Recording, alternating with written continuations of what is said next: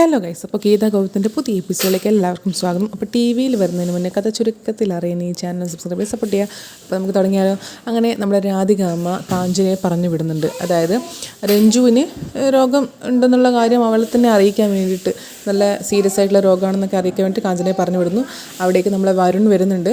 എന്നിട്ട് എന്താ കാര്യം എന്നിങ്ങനെ ചോദിക്കണം. അപ്പോൾ രാധിക പറയുന്നുണ്ട്, കാണാൻ പോണ പോലും പറഞ്ഞ് അറിയിക്കേണ്ട ആവശ്യമുണ്ടോയെന്ന്. അപ്പോൾ നമ്മുടെ വരുൺ പറയുന്നുണ്ട്, എന്നാലും കഥയൊന്നും അറിഞ്ഞ് വെക്കുന്നത് നല്ലതല്ലേ എന്ന്.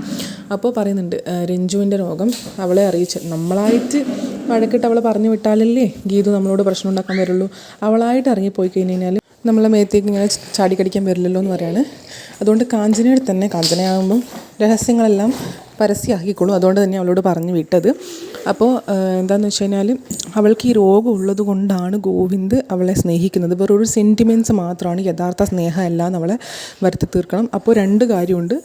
ഒന്ന്, അവൾ അത്രയും മരിച്ചുകൊണ്ടിരിക്കുക എന്നുള്ളൊരു സത്യം അവൾ മനസ്സിലാക്കും. മറ്റൊന്ന്, വെറും സെൻറ്റിമെൻറ്റ്സ് മാത്രമാണ് ഗോവിന്ദിന് അവളോടുള്ളത് എന്നുള്ള കാര്യം അവൾ മനസ്സിലാക്കും. ഈ രണ്ട് കാര്യം മനസ്സിലാക്കുന്നതോടുകൂടി അവൾ ഇവിടെ നിന്ന് ഇറങ്ങിപ്പോയിക്കോളും. പിന്നെ നമ്മളെ മേത്തേക്ക് കുറ്റം ഉണ്ടാവില്ല എന്നിങ്ങനെ രാധികാവും പറയണം.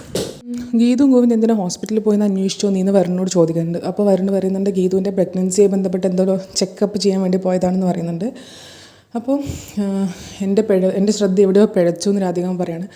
എന്തായാലും ആദ്യം രഞ്ജുവിനെ ഒഴിവാക്കാം, എന്നിട്ട് ഗീതുവിൻ്റെ ഗർഭിണിയായ ഗീതുവിലേക്ക് നമുക്ക് നീങ്ങാമെന്ന് പറയാണ്. അങ്ങനെ അതവിടെ കഴിയും. പിന്നെ കാണിക്കുന്നതാണ് ഹോസ്പിറ്റലിൽ. അതായത് നമ്മുടെ വിലാസിനിയുടെ സർജറി കഴിഞ്ഞു. ഡോക്ടർ പറയുന്നുണ്ട്, സർജറിയിൽ ഒരു കോംപ്ലിക്കേഷനും കണ്ടിട്ടില്ല, പേടിക്കാനൊന്നും ഇല്ല എന്നിങ്ങനെ പറയാണ്. അപ്പോൾ ഗീതുവിനൊന്ന് കാണാൻ പറ്റുമെന്ന് ഗോവിന്ദ് ചോദിക്കുന്നുണ്ട്.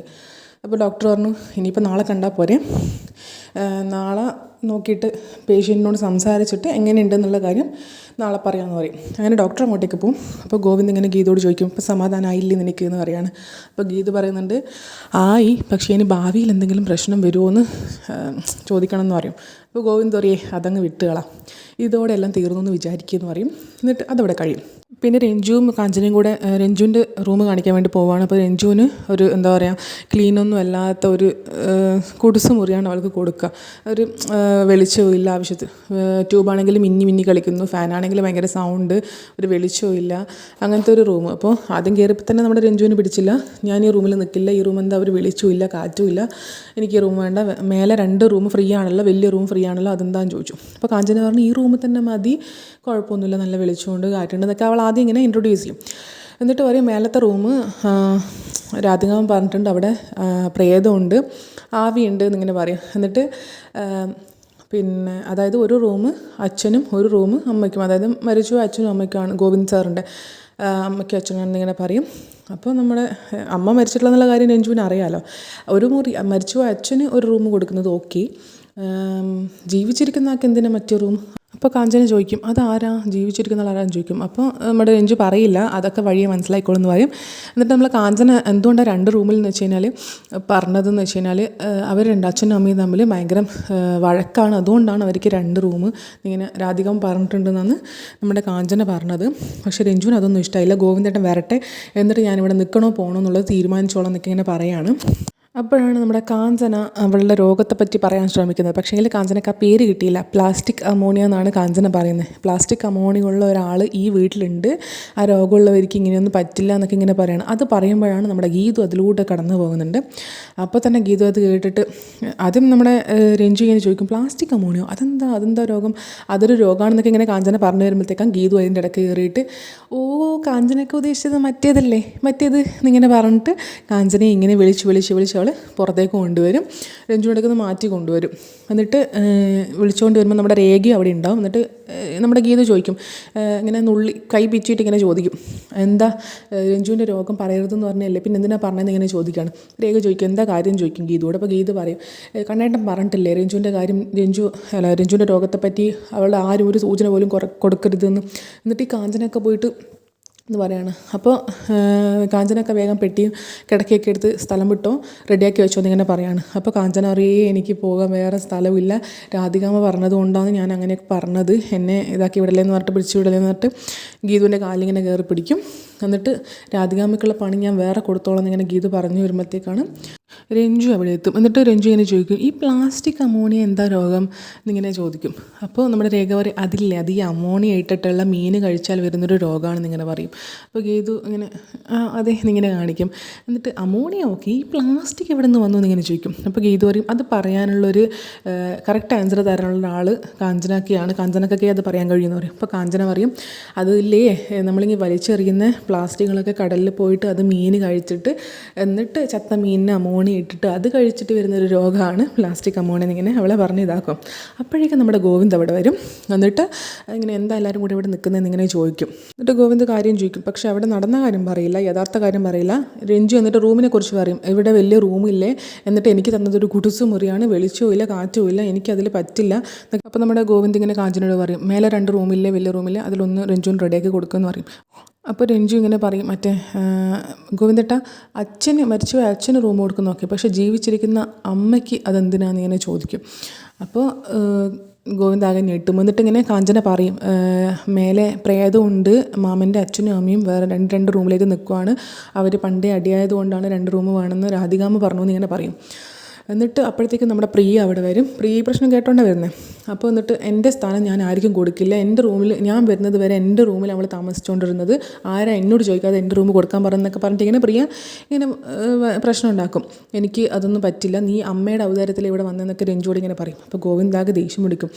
അന്ന് അമ്മ വിളിച്ച് ഇവളുടെ കാര്യം എന്നോട് പറഞ്ഞപ്പോൾ എനിക്ക് അപ്പം തന്നെ മരിച്ചു പോകാനാണ് തോന്നിയതെന്നൊക്കെ ഇങ്ങനെ പ്രിയ പറയും. അപ്പം തന്നെ ഗോവിന്ദ്, പ്രിയ നീ എന്തൊക്കെയാണ് പറയുന്നത്, ആരും ആരുടെ സ്ഥാനം ഇവിടെ തട്ടിയെടുക്കുന്നില്ല, അവരവർക്ക് ഒരു സ്ഥാനം വെച്ചിട്ടുണ്ട്, നിങ്ങൾ വെറുതെ തമ്മിൽ അടി കയ്യലെന്നൊക്കെ പറയും. പിന്നെയും നമ്മുടെ രഞ്ജുവും പ്രിയയും കൂടെ അടിയാവും. അതായത് പ്രിയ ഞാൻ വിട്ടുകൊടുക്കില്ല, എൻ്റെ ഒരു സ്ഥാനം വിട്ടുകൊടുക്കില്ല എന്നൊക്കെ ഇങ്ങനെ പറയാണ്.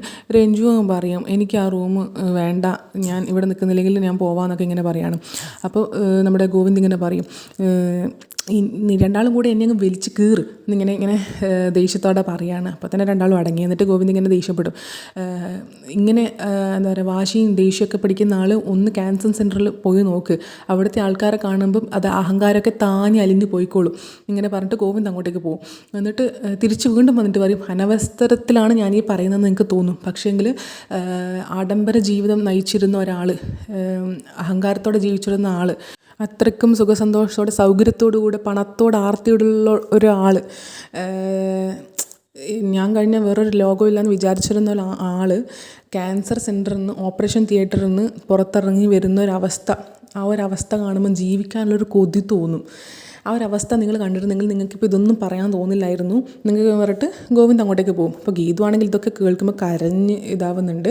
അത് കണ്ടിട്ട് നമ്മുടെ രേഖ ഇങ്ങനെ ഗോവിന്ദ് അങ്ങോട്ടേക്ക് പോയി രേഖ ഇങ്ങനെ ചോദിക്കും, ആരാ ആളും ചോദിക്കും. അപ്പോൾ ഗീതു പറയും, എൻ്റെ അമ്മ എന്നിങ്ങനെ പറയും. അപ്പോൾ തന്നെ നമ്മുടെ എല്ലാവരും ആകെ ഷോക്കാവും.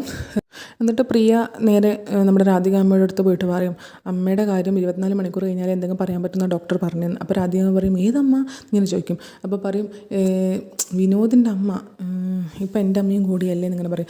നമ്മൾ കാര്യമായിട്ട് ഹോസ്പിറ്റലിൽ കാര്യങ്ങൾ ശ്രദ്ധിക്കുന്നില്ല എന്നാണ് വിനോദ് പറയുന്നതെന്നൊക്കെ പറയും. അപ്പോൾ രാധികാമ്മ പറയും, കണ്ണനായിട്ട് അത് ഏറ്റെടുത്തിട്ടുണ്ടല്ലോ, അവനത് നോക്കിക്കോളും, പിന്നെ നമ്മൾ എന്തിനാണ് പോകുന്നതെന്നൊക്കെ ഇങ്ങനെ പറയും. അപ്പോഴത്തേക്കും അവിടെ നമ്മുടെ ഗീത് വരും. എന്നിട്ട് പറയും, വിനോദിനെയും അച്ഛനെയും അവിടെ ആക്കിയിട്ടാണ് ഞാൻ വന്നത്, അപ്പോൾ അത് കഴിഞ്ഞ് വരുമ്പോഴത്തേക്കാണ് ഇവിടെ ഒരു പ്രശ്നം എന്ന് പറയും. അപ്പോൾ നമ്മുടെ പ്രിയ പറയും, ഇവിടെ അവർ റൂമില്ല എന്ന് പറഞ്ഞിട്ടാണ് ഓരോരുത്തർ പ്രശ്നം ഉണ്ടാക്കുന്നത്, എൻ്റെ റൂം എന്തായാലും ഞാൻ വിട്ടുകൊടുക്കാൻ ഉദ്ദേശിച്ചിട്ടില്ല എന്നിങ്ങനെ പ്രിയ പറയും. അപ്പോൾ നമ്മുടെ രഞ്ജു അവിടെ വരും. എന്നിട്ട് എനിക്ക് കുഴപ്പമൊന്നുമില്ല, ഞാനിവിടെ സോഫ സെറ്റിലാണെങ്കിലും കിടന്നോളാം, എനിക്ക് നല്ല വെളിച്ചവും കാറ്റുള്ളൊരു സ്ഥലം വേണമെന്നേ ഉള്ളൂ എന്ന് പറയും.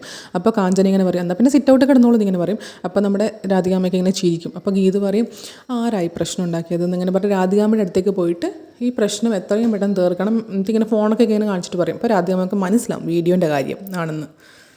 അപ്പോൾ കാഞ്ചനയായി പ്രശ്നം ഉണ്ടാക്കിയെന്ന് നമ്മുടെ രേഖ പറയും. അപ്പോൾ ഗീതു പറയും, അപ്പോൾ കാഞ്ചന പറയും, ഞാനല്ല രാധികാമ്മ പറഞ്ഞതുപോലെ ഞാൻ പറഞ്ഞതെന്ന് ഇങ്ങനെ പറയും.